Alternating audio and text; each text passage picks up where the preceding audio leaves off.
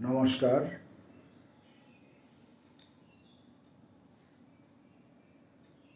কবি ঈশিতা ভাদুড়ীর কবিতা পড়ব। তার একটি বই আমার হাতে রয়েছে। বইটির নাম আগুনে ও দ্রোহে। বইটির প্রকাশক বার্নিক। বইটি অতি সম্প্রতি আমি সংগ্রহ করেছি। বইটি প্রকাশালো সম্প্রতি, এই বছরেরই 25শে জানুয়ারি। একদম নতুন বই, যদিও এই বইয়ের কবি কিন্তু নতুন নন। ইনি 80-র দশকের একজন বিশিষ্ট কবি, ঈশিতা ভাদুড়ী। প্রায় সকলেই যারা কবিতা চর্চা করেন, কবিতা লেখালেখি করেন, কবিতার উপর আলাপ আলোচনা করেন, তাদের প্রত্যেকেরই এই কবির সম্পর্কে অল্প বিস্তর ধারণা আছে বলেই আমার বিশ্বাস।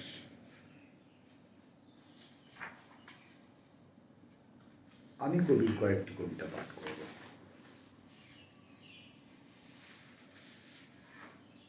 আগুন। জ্যোৎস্না দেখেছ, ক্রোধ দেখনি? দিয়েছ যে রক্তাক্ত শরীর, শরবিদ্ধ পাঁজর, যে বর্ষার ফলা, যে কদর্য রাত্রি, সেইখান থেকে উৎক্ষিপ্ত টর্নেডো দেখনি তোমরা? দেখনি আমার আহত যোনি থেকে মিশ্রিত দাবানল? আমার শরীরের প্রতিটি রক্ত থেকে জাত এক একটি নারীকে? যন্ত্রণা দেখেছ, প্রতিবাদে গর্জে ওঠা আকাশ দেখনি? দহন দেখেছ, আগুন দেখনি? কবিতাটির নাম ছিল আগুন। আগুনের পরশমণি। আগুন জ্বলে উঠল,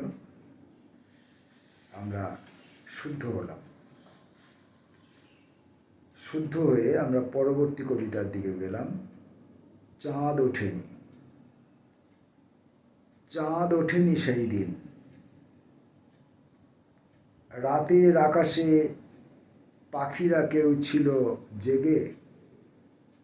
নক্ষত্ররা কেউ শুনেছিল ডার্ক রুম থেকে চিৎকার অসহায়? যে চিৎকারের পর স্তব্ধতা ভয়ানক, যার পরে জ্যোতিচিহ্ন আকাশে, কোনো কমা বা সেমিকোলন নয়। চাঁদ ওঠেনি সেই দিন। সেদিন সরীসৃপ এসেছিল ঘরে। ঘোরতর চরম অন্যায় এক অমানবিক ঘটনার প্রতিক্রিয়া কবির লেখায়। এই বইয়ের বিভিন্ন লেখার মধ্যে তার প্রতিবাদ, ধিক্কার আছে। আমি আমার মতো করে কয়েকটি কবিতা বেছে নিয়ে পড়ছি। জননী আমার। নারীকে চিনেছ যোনি আর জরায়ুতে। জরায়ু থেকে জারিত গোলাপ দেখনি তুমি? দেখনি উর্বর জমিতে নন্দনকানন? চেননি নারীকে সযত্নে রাখে যে ভ্রূণ জঠরে? দুহাতে বেড়া রাখে প্রহরী, যেন জল ভেঙে ফুল খসে না পড়ে, যেন বৃন্ত ছিঁড়ে না যায় অসময়ে? চিনেছ সে নারী, সে যে জননী আমার।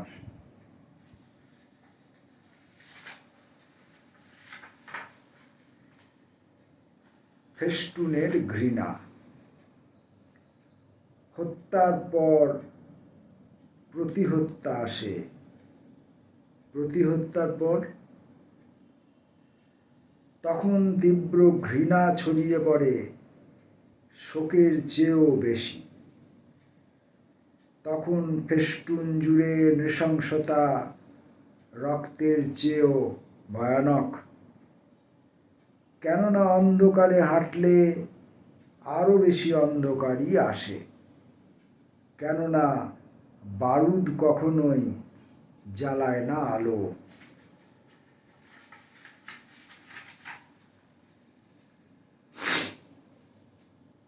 সন্ত্রাস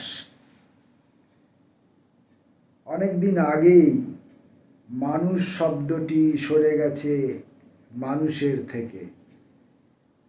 অনেকদিন আগেই নষ্ট ভ্রষ্ট বীজে বেড়েছে গাছ সন্ত্রাস। ধর্মের নামে উগলে দিয়েছে বিষাক্ত লালা ওরা সারা পৃথিবী। লালা ভরা হবে বোধহয়, লালা ভরা সারা পৃথিবী। যাই হোক, লালা ওরা সারা পৃথিবী, এইটাই আছে। ধর্মের নামে উগলে দিয়েছে বিষাক্ত লালা ওরা সারা পৃথিবী। আজকে প্যারিস, কাল সিরিয়া, পরশু প্যালেস্তাইন, সভ্যতার আগুনে পুড়ছে মানুষ। অনেকদিন আগে থেকেই সন্ত্রাস গাছের শেকড়ে রয়েছে অমানবিক শব্দটি, আর মানুষ শব্দটি সরে গেছে মানুষের থেকে। মানুষ আর মানুষ নেই।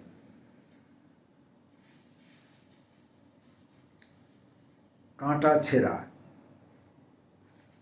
প্রথম স্তবকে অনেকখানি ধোঁয়াশা ছিল, নক্ষত্র খসে পড়ার কাহিনী। প্রথম স্তবকে ছিল ডানা কাটা পাখির কথা। দ্বিতীয় স্তবকে চোরা স্রোতে আটকে থাকা অক্ষরেরা ছিল, গর্ভপাতের কথা। দ্বিতীয় স্তবকে ছিল ক্ষতবিক্ষত রিংটোন। পরবর্তী স্তবকগুলিতে স্থবিরতা ও অস্পষ্ট যাপন, শব্দহীন কাটাছেঁড়া।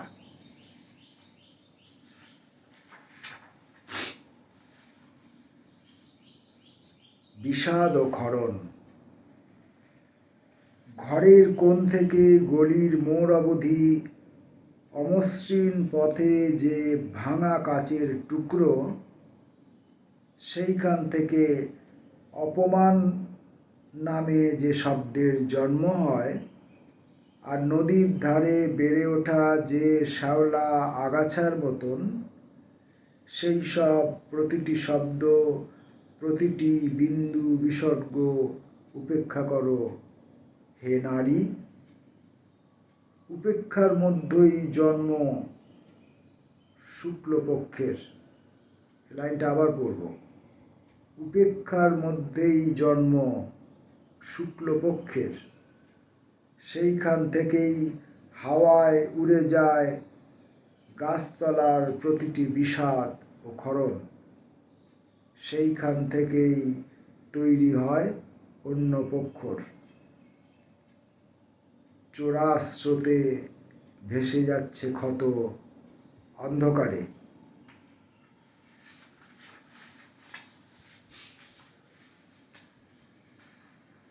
আরেকটি কবিতা পড়ব, ক্ষত।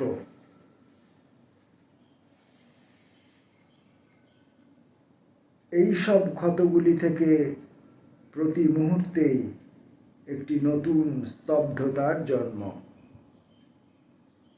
সেই সব প্রতিটি স্তব্ধতার সঙ্গে সঙ্গে গর্ভ থেকে নিঃসৃত হয়ে পড়ে শব্দহীন নিস্তব্ধতাও। অথচ ওই স্তব্ধতা আর নিঃশব্দতার পাশাপাশি আমরা ক্রমাগত চিৎকার করে উঠি আর খণ্ড খণ্ড হয়ে যাই। জল বাড়ছে, নিভে যাচ্ছে আলো মধ্যরাতে। ঈশিতা ভাদুরীর কয়েকটি কবিতা পড়লাম। 80-র দশকের বিশিষ্ট বিখ্যাত কবি ঈশিতা ভাদুড়ী, তার সম্পর্কে বিশেষ কিছু আলাদা করে বলার আমার ধৃষ্টতা নেই। কবিতাগুলো আমি ঠিকঠাক পড়তে পারলাম কিনা সেটা নিয়ে সব ক্ষেত্রেই যেমন সংশয় থাকে, আজকেও সেই সংশয় রইল। ঈশিতা ভাদুড়ী কবিতা যারা নতুন লিখতে আসছেন এই সময়ে, তারা ঈশিতা ভাদুড়ীর কবিতা পড়ুন, তাকে চিনুন, কবিকে চিনুন, সমস্ত কবিকে চিনুন, সব কবির কবিতা যতটা পারেন, যতটা সম্ভব। তবে তো নিজের লেখার যে ধারা, যে বৈশিষ্ট্য, যে ক্ষেত্র, তা আমি গড়ে নিতে পারব। আমার কিছু মনে এলো আর তা আমি নিজের মতো করে লিখে ফেললাম। মানে নিজের মতো করে লেখাটা অ্যাকচুয়ালি হয় না, আমরা মনে করি নিজের মতো করে লিখলাম। নিজের মতো করে লেখাটা খুব কঠিন কাজ। যা মনে এলো তাই লিখে ফেললাম, গোছালো বা অগোছালোভাবে।